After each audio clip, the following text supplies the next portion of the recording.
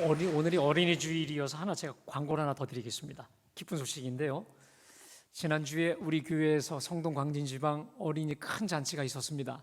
자, 그런데 너무도 감사한 게 여러분에게 제가 말씀드렸잖아요. 우리 초등부에서 다 입상을 했는데 그 중에 이번에 이 성경 암송 랩, 성경을 랩으로 암송을 해서 요한복음 15장을 다 외웠는데 서울연에 이번에 나가게 됐습니다. 할렐루야. 또 하나는요.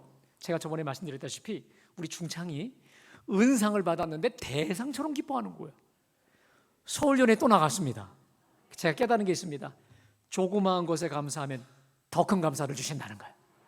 할렐루야. 네. 자, 오늘은 첫 주일, 5월 첫 주일 어린이 주일이죠. 그래서 그럴까요? 사실상 오늘 본문은요, 아브라함 집안의 아이들 이야기라고도 할 수 있습니다. 하나님은 아브라함에게 그의 나이 100세에 정말 금쪽 같은 아들 이삭을 주셨죠. 자, 그로 인해서 이삭의 이름이 웃음이라는 뜻 아니겠습니까?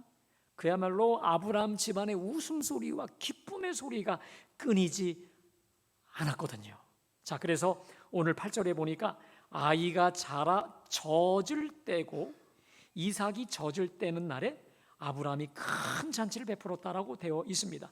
여러분, 우리는 보통 젖을 뗀다라고 하면 보통 1살 그 정도로 보고 있는데 유대인들에게 있어서 젖을 떼는 나이는 보통 3살에서 4세에 이루어진다고 하니까 지금 어느덧 이삭의 나이가 3살에서 4살이 되었죠. 자, 바로 그날, 젖을 떼는 그날 아브라함이 이 기쁨을 주체할 수 없어서 온 동네 사람들을 다 불러다가 큰 잔치를 베풉니다. 얼마나 기쁜 큰 기쁨의 잔치인지 웃음소리가 끊이지 않았을 것이지요. 자, 근데 여러분, 그날 큰 사건이 하나 터지고 맙니다. 자, 그게 바로 뭐냐? 자, 우리 9절 말씀 한번 제가 봉독합니다. 사라가 본즉 아브라함의 아들 애굽 여인 하갈의 소생이 이삭을 놀리는지라. 이게 또 무슨 말입니까? 사라가 가만히 보니까 아브라함의 아들 애굽 여인 하갈의 아들 누구예요? 이스마엘이죠. 하갈이 낳은 몸종이 낳은 아들 서자 이스마엘이 이삭을 놀리고 있는 거예요. 자, 이로 인해서 사라가 발끈하죠. 그러면서 뭐라고 얘기하냐면 이 여종과 그 아들을 내쫓으라. 이 여종의 아들은 내 아들 이삭과 함께 기업을 얻지 못하리라. 여러분, 이 분위기 아시겠어요? 지금 사라가 얼마나 대노분노했는지 아브라함에 가서 강력히 요청합니다. 이 여종과 저 아들을 내쫓으라 라고 아주 대노해서 요청을 합니다. 자, 그래서 이 사건이 계기가 되어서 결국은 여종과 그 아들을 내쫓게 되죠. 여러분, 정상적인 우리라면 이것에 대해서 강력한 항의와 의문을 품어야 됩니다. 형이 동생을 좀 놀릴 수 있지. 그 정도 장난친 걸 가지고 이거 너무 심한 게 아니라. 여러분, 참고로 저는 셋째 아들입니다. 세종대왕도 셋째 아들이라고 하는데 셋째인데요. 첫째 형과 둘째 형으로도 많이 놀림도 많이 받았습니다. 그래서 이게 뭔지를 제가 알아요. 근데 그렇다고 이 정도까지 이런 의문이 들 수가 있거든요. 자, 그렇다면 오늘 저 이스마엘이 아들 이삭을 놀렸다. 이 말씀의 의미가 도대체 뭘까요? 그리고 대체 사라는 왜 이렇게 분개했을까? 그리고 쫓아내버리라 했고 쫓아냈을까? 자, 먼저요, 지금 아들 이삭의 나이가 3살에서 4살이라고 한다면 이스마엘의 나이는 17에서 18살, 우리 나이로 말하면 고등학교 2학년, 그리고 특별히 이스라엘에서는요 18살 정도가 되면 장가도 들 수 있을 만큼 하니까 거의 준수한 청년에 해당하는 나이인 것이죠. 자, 그런데 오늘 저 이스마엘이 이삭을 놀렸다라고 하는 이 구절이 개역 한글 성경에는 이삭을 희롱하였다라고 나와 있습니다. 여러분, 이삭이 태어나기 전에는 누가 아브라함 집안의 장자였죠? 자기였거든요. 아버지 아브라함의 사랑을 독차지했던 사람이 누구냐면 이스마엘 자기였단 말이죠. 자, 모든 게 중심이 자기였는데 갑자기 저 동생 이삭이라고 하는 녀석이 태어나더니만 모든 관심과 중심이 그걸로 다 쏠려버리는 거예요. 관심과 사랑은 물론이거니와 여지껏 자라가면서 자기가 이 집안의 상속자, 장자이니까 상속자인 줄 알았는데 저 갓난장이가 약속의 후손이래요? 저 갓난장이가 기업을 물을 자래요? 상속자래요? 자기에게는 어떠한 기업 상속도 없다라고 하는 이야기를 듣게 된 거예요. 여러분, 한번 이스마엘 입장이 되어 보겠습니다. 여러분, 열이 받을까요? 안 받을까요? 받죠. 저라도 열이 받았을 것도 같습니다. 허탈감이 올 수 있고 시기와 질투가 당연히 생길 수 있어요. 여러분, 실제로 여러분들 다 아시잖아요. 우리 자녀들을 많이 키워보셨기 때문에 아시다시피 첫째가 첫째를 할 때 장남이든 장녀든지 얼마나 귀합니까? 그런데 둘째 생겨보세요. 그 관심이 둘째 또 셋째로 넘어가다 보면은 이 첫째 아이들이 어떻게 합니까? 심술궂은 아이는요, 엄마 없을 때 막 꼬집기도 하고 때리기도 하고, 어떨 때는요 이 첫째 아이가 아주 유아처럼 이걸 퇴행이라 해서 막 그냥 어리광을 피워요. 나 좀 봐달라는 거예요. 관심 좀 나에게 다시 오게 해달라고 하는 그런 유아기적인 발상이 있지 않겠습니까? 자, 그런데요, 오늘 이스마엘의 놀림과 희롱은 그런 차원이 아니었다는 것입니다. 자, 일단 이스마엘은 나이가 18살이에요. 그리고 이삭은 지금 방금 젖을 땐 유아에 불과하거든요. 그러하기 때문에 오늘 이스마엘의 그 이삭 희롱은 단순한 유아기적인 시기와 질투하고는 전혀 다른 차원의 희롱이었다라고 하는 것입니다. 자, 여기 사용된 놀리다, 희롱하다라고 하는 단어가 히브리어로 짜아크라고 합니다. 그런데 이 단어가 아주 똑같이 사용된 구절이 있습니다. 자, 창세기 39장 우리 한번 다 같이 읽습니다. 시작. 이 말로 그에게 말하여 이르되 당신이 우리에게 데려온 히브리 종이 나를 희롱하려고 내게로. 여러분, 지금 저게 누구 얘기냐면 보디발의 아내가 자기 주인 보디발에게, 남편인 보디발에게 지금 요셉을 잃어버리는 것이죠. 여러분 잘 아시죠? 요셉이 준수한 청년이었나 봐요. 잘생겼나 봐요. 그래서 이 보디발의 아내가 그렇게 느끼하게 눈짓을 보내도 넘어가지 않는 거예요. 그래서 다른 사람들 다 보내고 날 잡아서 요셉에게 덮칩니다. 자, 그런데 요셉이 가만히 보니까 그대로 뒀다간 당할 것 같으니까 옷을 벗겨진 채로 도망을 가죠. 자, 옷만 남은 거예요. 자, 이 보디발의 아내가 잡았다 하고는 자기의 목적이 성취되지 않으니까 남편한테 일러 바치기를 당신이 우리에게 데려온 히브리 종이 나를 희롱하려고 내게로 들어왔으므로. 여러분, 그 희롱이 짜크, 똑같은 단어입니다. 여기서 말하는 희롱이 뭘까요? 이 보디바네가 일러 붙이는 성적인 학대, 성적인 희롱 아니겠습니까? 자, 그렇다라고 한다면, 그 단어와 이 단어가 똑같다라고 한다면 오늘 이스마엘의 이삭 희롱은 단순한 유아기적 시기나 질투가 아닌 성적 희롱이요, 성적 학대요, 성적 가해였다는 사실이 밝혀지게 된 것이죠. 자, 그러니까 이스마엘이 이런 마음을 품었다라고 쉽게 유추할 수 있습니다.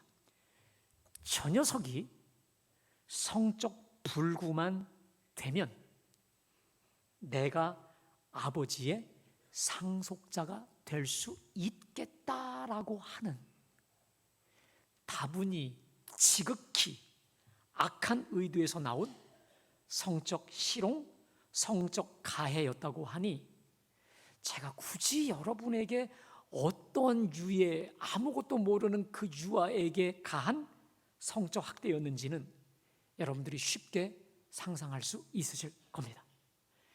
그리고 이것이 사라의 눈에 정확히 포착이 된 것이죠.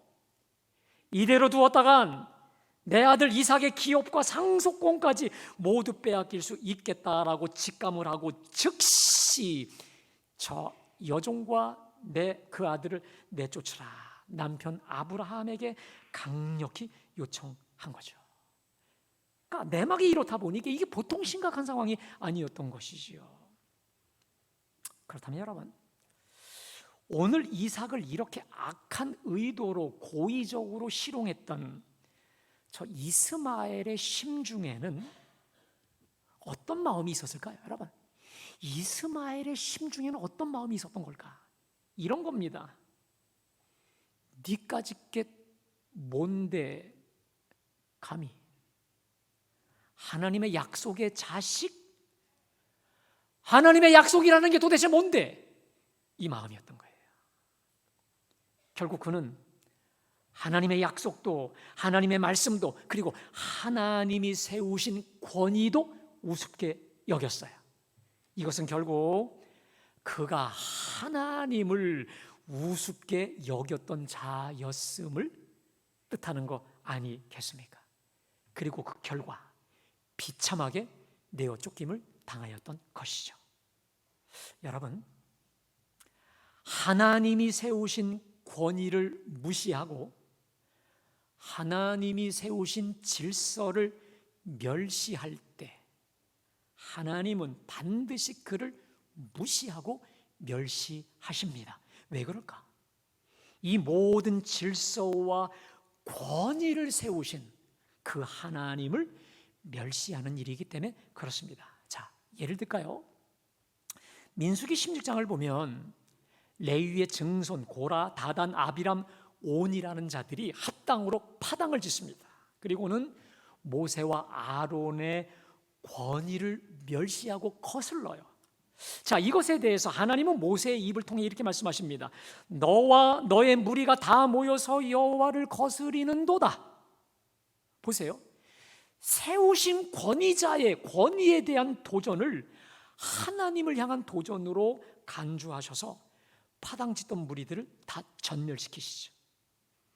사도행전 사무엘상 13장을 보면 이 전투에 앞서서 사울이 사무엘을 대신해 제사를 집전했다가 하나님께 사울이 버림을 당하죠.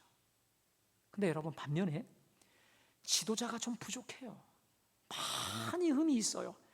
그럼에도 끝까지 세우신 하나님의 권위를 믿고 존중했던 사람을 하나님이 높여주시는 사례도 보게 되는데, 그 대표적인 사람이 누구냐면 여러분, 엘리 제사장이 있습니다. 여러분, 이 사람은요 얼마나 무능한 제사장인 줄 몰라요. 자타가 다 공인하는, 목회 연수만 길지 얼마나 무능한 제사장인 줄을 몰라요. 자, 그런데 여러분 아시죠? 한나는 그럼에도 소문으로 이미 다 알고 있었음에도 불구하고 이 엘리 제사장을 끝까지 믿고 그에게 축복을 구합니다. 축복을 구해요. 그리고 그가 축복해 주신 것을 하나님의 축복으로 알고 그때부터 눈물을 다 끊고 동침해서 사무엘을 낳죠. 자, 그리고 사무엘이 젖을 떼던 그날 서원한 대로 엘리 제사장한테 완전히 다 믿고 맡깁니다. 여러분, 만일 엘리 제사장 같은 사람이 목회한다, 여러분 그 교회 가겠습니까? 그리고 여러분의 자녀들을 그 교육에 맡기겠습니까? 저라면 안 맡길 것 같아. 자, 그런데 그럼에도 한나는 그 권위를 믿고 온전히 아들을 그 일평생을 맡깁니다. 여러분, 어떤 일이 벌어집니까? 엘리는 여러분 아시다시피 자식 농사에 완전히 실패하죠. 그래서 하나님이 그 자녀들을 다 죽이시지 않겠습니까? 그런데 엘리가 자식 농사에는 실패했지만 자신을 믿고 완전히 맡겨준 그 한나를 보고 한나가 너무 고마워서 아들들에게는 가르치지 않았던 전부를 그 제자 사무엘에게, 어린 사무엘에게 다 가르칩니다. 여러분, 우리가 알아야 될 게 하나 있습니다. 물론 이 사무엘이 한나의 기도와 말씀으로 되기도 했지만 그 기도와 말씀, 이걸 가르쳐 준 건 누구냐면 실질적으로 엘리였다라고 하는 것이죠. 자식에게는 실패했지만 자신을 믿고 모든 걸 맡겨준 저 한나를 위해 사무엘에게 전부를 가르쳐줬더니 이스라엘의 가장 위대한 선생 중에 선생으로 거듭나는 게 바로 사무엘 아니었겠습니까? 또 다윗은 얼마든지 자기를 죽이려 하던 저 악한 왕 사울을 죽일 수 있었어요. 원수를 갚을 수 있었어요. 그러나 하나님의 기름 부음 받은 자였기에 끝까지 자기 손으로 손대지 아니하고 오히려 사울을 헤아려 하는 자를 죽이겠다라고 엄포까지 함으로 인해서 결국은 이스라엘을 통일한 가장 위대한 왕으로 세워주시지 않았겠습니까? 사랑하는 여러분, 이 시간에 말씀을 전하고 있는 저는요, 제가 여러분들보다 더 똑똑하거나 더 유능하거나 배운 게 많아서 이 재단의 담임 목사로 세워진 게 아닙니다. 아닙니다. 하나님의 전권적인 의지로 세워주신 줄로 믿습니다. 그러므로 저는 마땅히 우리 교우 여러분들을 사랑하고 여러분들을 위해서 말씀의 꼴을 먹이고 하나님이 지시하시고 인도하시는 그 방향대로 여러분을 잘 이끌어야 되는 게 제 소명이죠. 근데 여러분들도 하실 게 있습니다. 물론 지금도 잘하고 계시지만은 저를 세우신 하나님의 권위를 존중하시는 마음으로 제가 3가지를 부탁드릴게요. 여러분, 첫 번째는 담임 목사인 저를 위해 중보 기도해 주시기를 부탁드립니다. 기도해 주시지요? 더 세게 기도해 주세요. 자, 두 번째, 저를 통해 주시는 우리 하나님의 메시지를 가볍게 듣지 마시고 무겁게 경청하시고 여러분의 삶 속에 실험 적용하시기를 부탁드립니다. 세 번째는 저는 교회를 두루 살핍니다. 어디 한 부서에 제한되지 않고 두루두루 살피는 제가 사심 없이 기도하면서 추진하는 그 일에 여러분 기쁨으로 동참해 주시고 협력해 주시기를 부탁드립니다. 할렐루야. 감사합니다. 자, 한편 이 여종과 그 아들을 내쫓으라고 하는 내 아내 사레의 요청에 여러분 11절을 보니까 아브라함이 그의 아들로 말미암아, 한번 11절 좀 띄워주실까요? 띄워주세요. 아브라함이 그의 아들로 말미암아 그 일이 매우 근심이 되었다. 매우. 근데 여러분 개역 성경에 보면 그 일이 깊이 근심이 되었다. 깊이 근심이 되었다. 다른 영어 성경엔 심하게 스트레스를 받았다라고 되어져 있습니다. 여러분 왜 깊은 근심이 되었을까요? 아브라함이 보면 알거든요. 저대로 내쫓았다간 광야에서 헤매다가 죽을 것을 번연히 알고 있었던 것이었거든요. 여러분 그런데 한번 보십시오. 오늘 저 아브라함의 깊은 근심 누가 자초한 겁니까? 누구 탓이에요? 남 탓이에요? 자기 잘못한 거거든요. 다 자기가 자초한 거예요. 하나님을 온전히 믿어드리지 못하고 신뢰하지 못하고 주님의 약속을 기다리지 못해 스스로 자초한 거 아니겠습니까? 여러분 하나님은 분명히 창세기 15장 4절에서 내 몸에서 날 자가 내 상속자가 되리라 라고 분명히 말씀으로 확증해 주시고 시청각 교제로 밖에 데리고 가시죠.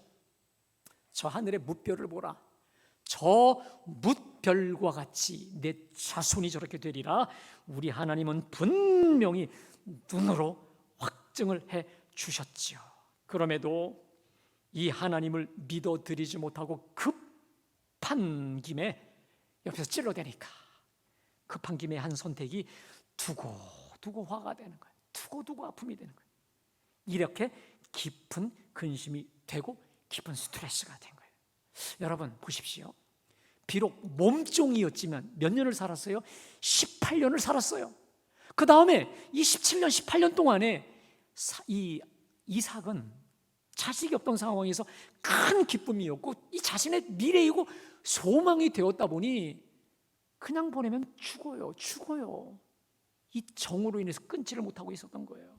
사랑하는 여러분, 내 마음이 급하다고 해서 남들이 옆에서 크게 떠든다고 해서 기도해보지 않고 자기 소견에 옳은 대로 선택한 결과는 여러분 두고 후회해요.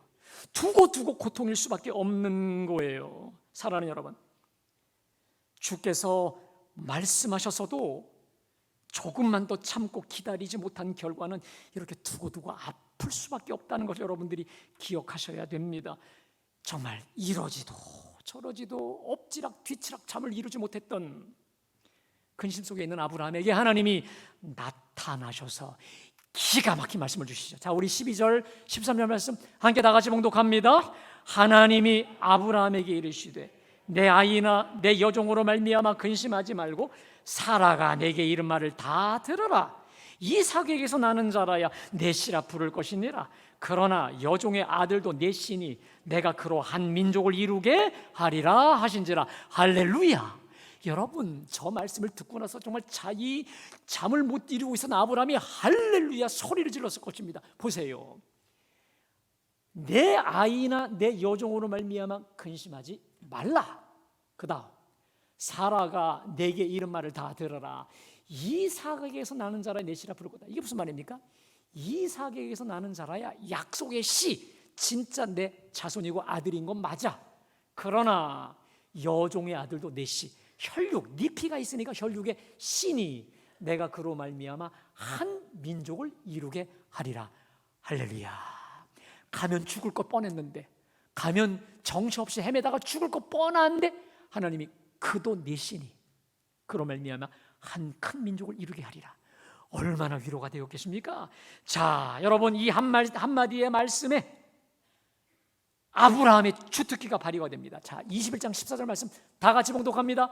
아브라함이 아침에 일찍 일어나 떡과 물 한 가죽 부대를 가져다가 하갈의 어깨에 메어주고 그 아이를 데리고 가게 하니. 자, 여러분, 아브라함이 아침에 일찍 일어났다고 되어 있습니다. 여러분, 전 좀 의문이 있었어요. 뭐 좋은 일이라고 일찍 일어나요? 여러분, 우리 누가 깨우지 않아도 일찍 일어날 때, 우리 어릴 때 경험 언제입니까? 소풍 갈 때는 깨우지 않아도 벌떡벌떡 일어나거든요. 여러분, 오늘 뭘 좋은 일이라고 이렇게 아침에 일찍 일어나? 하나님 말씀하신 대로 다 준행을 합니까? 간단합니다. 마음 바뀔까 봐, 뒤로 미룰까 봐, 이 유쾌하지 않은 일 뒤로 미룰까 봐 즉시 순종하는 거죠. 자, 우리 교회 어느 권사님의 고백입니다. 목사님, 저는 하나님이 감동을 주시면 즉각 순종합니다. 왜? 언제 마음이 바뀔지 모르거든요. 정말 지혜로우신 우리 권사님이세요. 사랑하는 여러분, 주님이 저와 여러분에게 하나님의 말씀을 통하여, 여러 환경을 통하여 말씀과 감동을 주시거들랑 즉각 순종하시기를 주님의 이름으로 축복합니다. 미루는 그 사이에 인간적 계산이 와요. 인간적 생각으로 계산기 두드리면요, 절대로 순종할 수 없으니 여러분, 즉각 순종하고 실행에 옮기시기를 주님의 이름으로 축복합니다. 자, 아브라함이요, 이제 광야에서도 넉넉히 먹을 만한 물과 마실 물과 먹을 떡을 충분히 그 어깨에 메어 주고 이제 가게 했거든요. 근데 여러분, 어떤 일이 벌어질까요? 자, 14장 우리 한번 읽어볼까요? 하갈이 나가서 부엘세바 광야에서 방황하더니 가죽 부대에 물이 떨어진지라 그 자식을 관목동굴 아래에 두었다. 여러분, 하갈이 나가서 부엘세바 광야에서 방황했다. 지금요, 하갈이 부엘세바 광야까지 갔습니다. 이게 뭐냐면, 하갈은 원래 태생이 이집트 여자거든요. 그래서 애굽을 목표로 갔던 겁니다. 그런데 저 부엘세바 광야가 어디냐? 이 거의 애굽 국경에 해당하는 아주 근처까지 왔는데, 이스라엘은 특징이 있습니다. 북쪽으로 갈수록 물이 많아요. 남쪽으로 막 갈수록 아주 이 메마른 황량한 광야가 투성인데, 바로 저 부엘세바 광야가 가장 최고 고난이도의 물이 없는 메마른 곳이라고 합니다. 자, 그곳에 가서 방황합니다. 길을 잃어버려요. 물이 다 떨어져요. 그 다음 먹을 것도 다 떨어져 버려요. 그리고 그 순간 어떤 일이 벌어지면 내 금쪽 같은 아들이 실신합니다. 여러분 생각해 보세요. 날씨가 50도 60도 사막 한가운데 물이 다 떨어진 채로 길을 몰라 지금 헤매고 있으니 지금 아들이 그 자리에서 쓰러진 겁니다. 자, 이에 이 하갈이 했던 일이 뭐냐면 아들을 관목 덤불에 갖다가 이렇게 옮겨놓는 겁니다. 자, 한번 띄워줘 보실래요? 관목 덤불이 뭐냐? 여러분, 우리 보통 로뎀 나무라고 하지 않습니까? 나무가 아니에요, 여러분. 저렇게 아주 자잘한 잡초, 수풀에 불과한 곳이거든요. 저기 한쪽에다가 그냥 저기 조금이라도 그늘이 있겠다 싶어서 아이를 끌어다가 옮겨놓은 겁니다. 그 청년 아이를 거반 죽어가는. 자, 그리고는 그녀가 어떻게 합니까? 창세기 21장 16절 말씀 함께 다 같이 봉독합니다. 이르되 아이가 죽는 것을 참아보지 못하겠다 하고 하살 한바탕 거리 떨어져 마주 앉아 바라보며 소리내어 울었다. 지금 아이가 죽어가고 있어요. 이걸 참아 엄마가 보지 못하는 거예요. 그리고는 화살 한바탕 거리 떨어졌다. 여러분, 우리가 보통 화살로 쏘지 않습니까? 그럼 그 거리가 100m에서 300m라고 하니까 약 150m 정도 죽어간 아이를 볼 수는 없겠고 또 너무 떨어지면 안 되겠고 150m 떨어진 상태에서 저 아이를 보면서 소리내어 울었다라고 합니다. 그런데 개역 한글판에는요 방성대곡하였다라고 되어 있습니다. 우리로 말하면 방성대고 쉽게 말해서 대성통곡을 한 거죠. 아이는 죽어가요. 도와줄 사람은 아무도 없어요. 바로 완전 절망한 가운데에서 나를 도와줄 리가 저 아브라함 내 남편이지만 남편의 하나님 한 분뿐이 없는 걸 알고 방성대곡하면서 울며 울부짖었던 것, 여러분 얼마나 간절하고 얼마나 절실했겠습니까? 자, 그러자 하나님이 이렇게 응답하시죠. 자, 21장 17절 말씀 우리 다 같이 봉독합니다. 하나님이 그 어린아이의 소리를 들으셨으므로 하나님의 사자가 하늘에서부터 하갈을 불러 이르시되 하갈아 무슨 일이냐 두려워하지 말라. 하나님이 저기 있는 아이의 소리를, 여러분 잘 보세요. 하나님이 그 어린아이의 소리를 들으셨으므로 하갈을 불러 이르시되 무슨 일이냐 두려워 말라. 하나님이 저기 있는 아이의 소리를 들었다. 여러분 지금 이 한 절 안에 하나님이 그 어린아이의 소리를 들으셨다, 저기 있는 아이의 소리를 들으셨다, 이게 계속 반복되죠. 여러분 지금 누가 방성대곡했어요? 누가 소리 질렀는데? 소리는 하갈이 질렀는데 지금 뭐라고 되어 있습니까? 어린아이의 소리를 들었다라고 되어 있습니다. 이건 또 뭐죠? 저 아이가 무슨 소리를 질렀길래?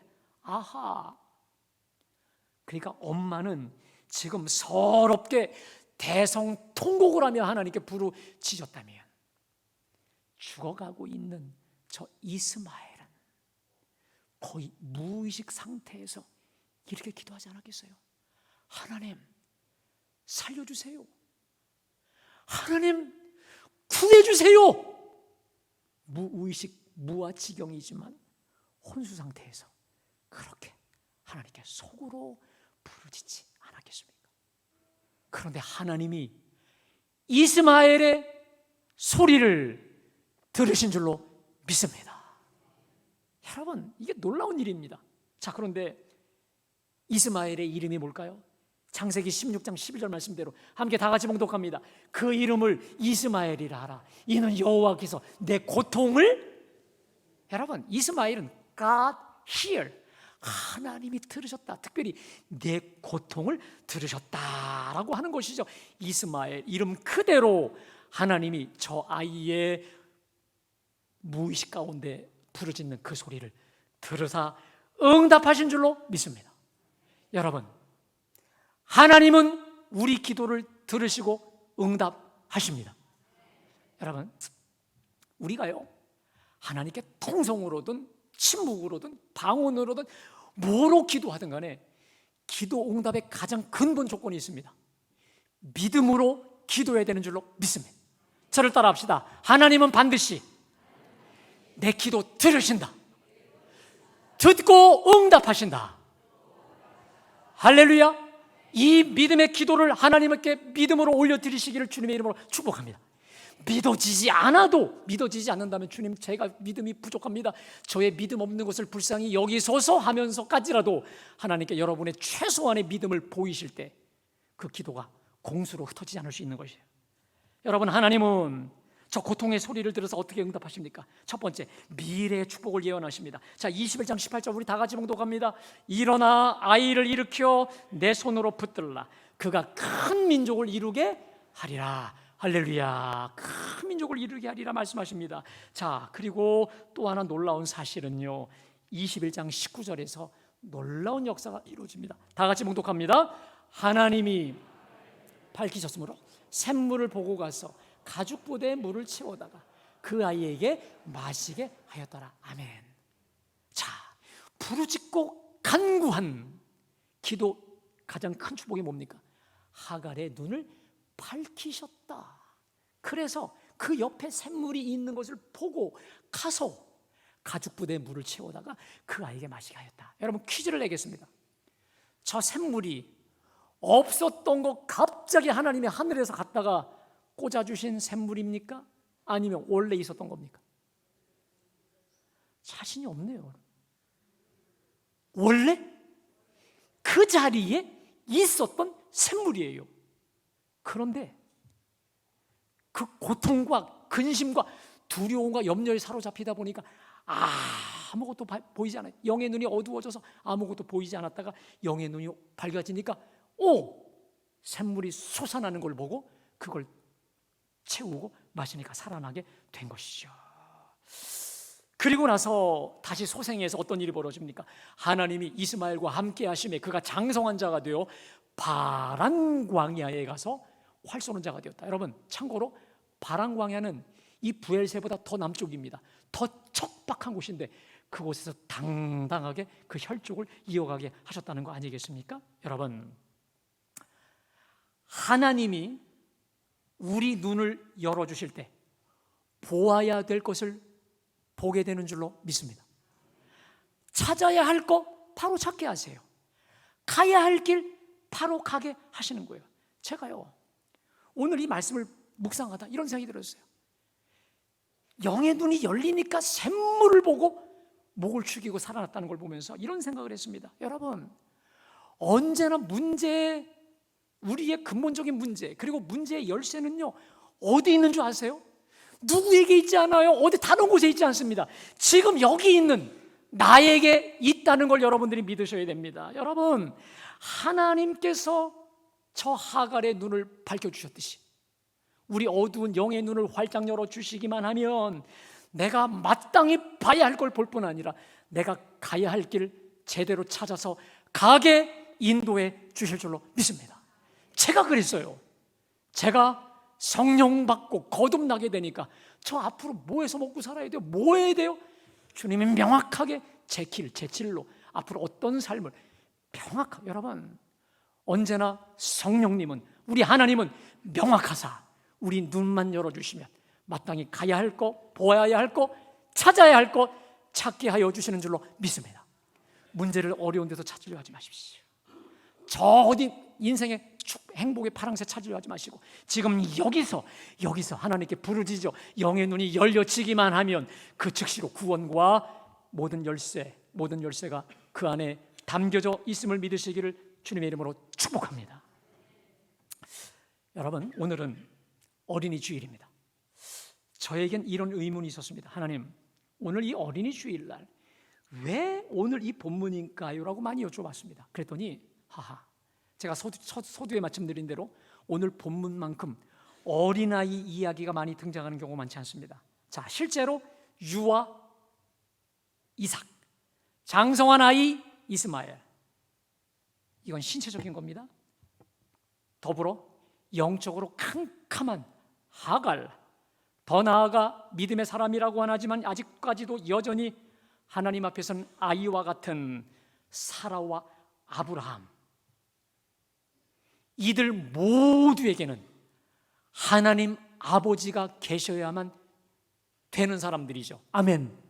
이들 모두는 하나님 앞에서 실제적으로 또 영적으로 어린 아이에 불과하기 때문에 주님이 계셔야 됐고 주님이 계셔서 해결해 주시지 않았습니까? 할렐루야. 그러면 여러분, 오늘 예배하는 저와 여러분, 어린이 주일이어서 우리하고 상관이 없는 것입니까? 아닙니다. 오늘 우리 찬양 때 찬양한 것처럼 어린 아이 같지 아니하면 천국에 들어갈 수 없다 말씀 찬양하는 대로 우리는 주님 앞에 어린 아이에 불과한, 여전히 미련하고 여전히 나약하고 여전히 흠투성인 어린 아이에 불과합니다. 그러나 여러분, 우리의 희망이 뭡니까? 오늘 저들의 삶에 하늘 아버지가 되시니 모든 피로 채워두셨듯이 하늘에 계신 우리 아버지는 우리 모두의 연약함과 필요 반드시 채워 부어주시는 전능하신 선하신 하나님 아버지인 줄로 믿습니다. 여러분, 특별히 오늘 제 설교 제목이 하나님이 저기 있는 아이의 소리를 들으셨나니, 아이의 소리를 들으셨나니, 저기 있는 아이의 소리를 들으셨나니. 여러분, 1차적으로 누굽니까? 죽어가는 저 이스마엘의 무의식 가운데 올려드리는 기도 아니겠습니까? 그렇다면 저 아이는 실질적으로 누굴까요? 오늘 예배하는 저와 여러분 아니겠습니까?